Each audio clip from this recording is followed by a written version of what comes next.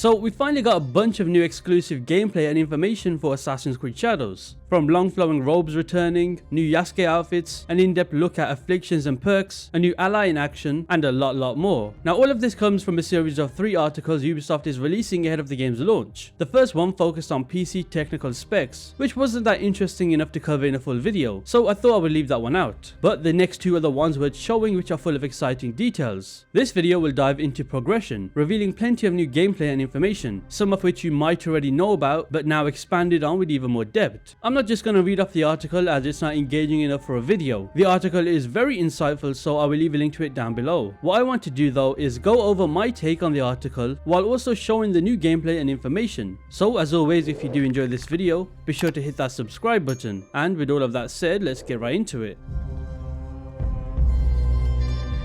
Now first off, I want to touch on how you actually progress in this game. One of the main reveals is how progression is split into 2 main aspects, mastery and knowledge. You may have seen this in a lot of the preview videos by many different creators out there. Since we'll be playing as 2 distinct characters, Nawe a shinobi assassin and Yasuke a samurai, they're both designed with 2 different upgrade paths that reflect their different fighting styles. Mastery points are skill points with a different name. For example, in this new clip, we can see Nawe attempt a double assassination, and of course it does not work, simply because she does not have the skill unlocked. However, once it is unlocked by acquiring the double assassinate ability, which lets her use her Tanto blade as the second blade, she is now able to double assassinate. And you can earn these mastery points by completing quests, side activities, and taking down high level enemies like the Samurai Daisho, who are only found in castles. Another clip I want to show you is this gorgeous looking one. Now first of all, before I play the clip, take a look at Nawe's outfit. That right there is the first time we've seen long flowing traditional robes on our characters since probably Syndicate. I would have said Origins, but I don't really class Bayek's outfit as long flowing robes. If anything, Nawe here kind of reminds me a lot of Arno Dorian from behind.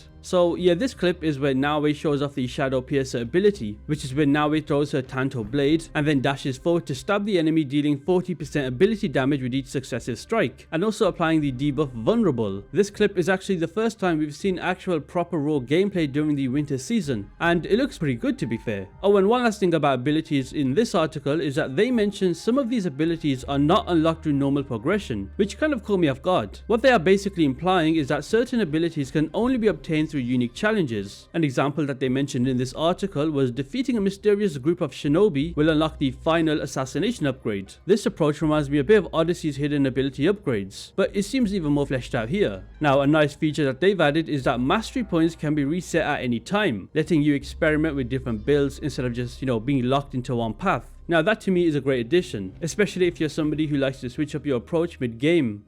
Now, when it comes to knowledge, this is different from mastery points. Knowledge represents what the developers call a character's mental growth and experience instead of their physical prowess. This system pretty much ensures that some abilities are not just locked behind experience points, but also require the character to gain wisdom through non-combat activities. So to actually increase your knowledge rank, you can do things like finding lost pages in temples, praying at shrines, performing Kuji-Kiri meditation, which is Nawe specific, and also learning kata, which is Yasuke specific. Ubisoft mentions how this ties into the idea of martial arts philosophy. Before mastering an advanced move, a warrior must train in their mind. I do think that this is an interesting approach, as it encourages exploration, which is definitely needed instead of just grinding combat encounters. Also in this article, they do tease something endgame related, where they talk about once you reach knowledge rank 6, all the skills in the mastery tree will be available. But the actual big reveal is that a brand new knowledge tree unlocks, adding passive skills to refine your playstyle even further. This means endgame character progression will still feel meaningful instead of just maxing out a skill tree and then pretty much being done with it.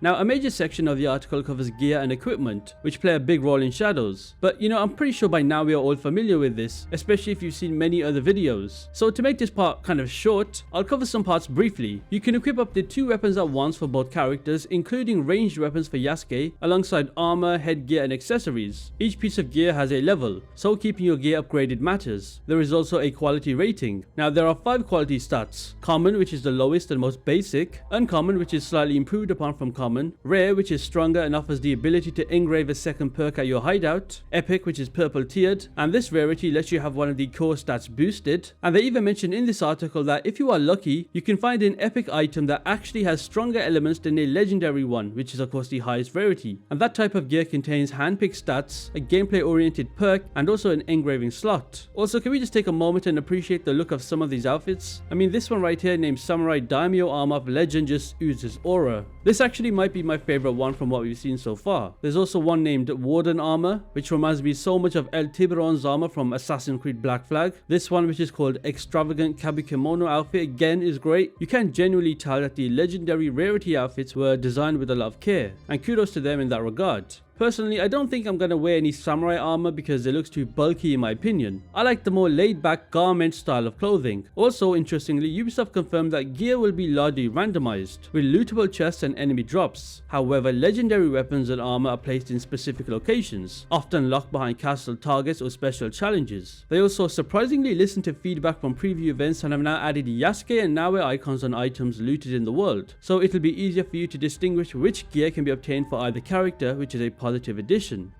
A new addition added into progression is visual customization, and this one comes in the form of a transmog system, which allows you to apply the visual appearance of one item to another while keeping its stats. This feature is unlocked by building the forge in your hideout and can actually be accessed directly from the inventory menu without needing to spend in-game currency. What I definitely can appreciate is how they've taken the transmog system a step further, especially with weapon customization, allowing you to mix and match parts of different weapons. For example, you can equip the blade of one katana with the guard and handle of another, creating a truly unique kind of aesthetic. And once you customize a gear or a weapon set, you can actually display it inside the gallery inside your hideout. This also unlocks loadouts, making it easy to switch between different equipment configurations based on your preferred playstyle.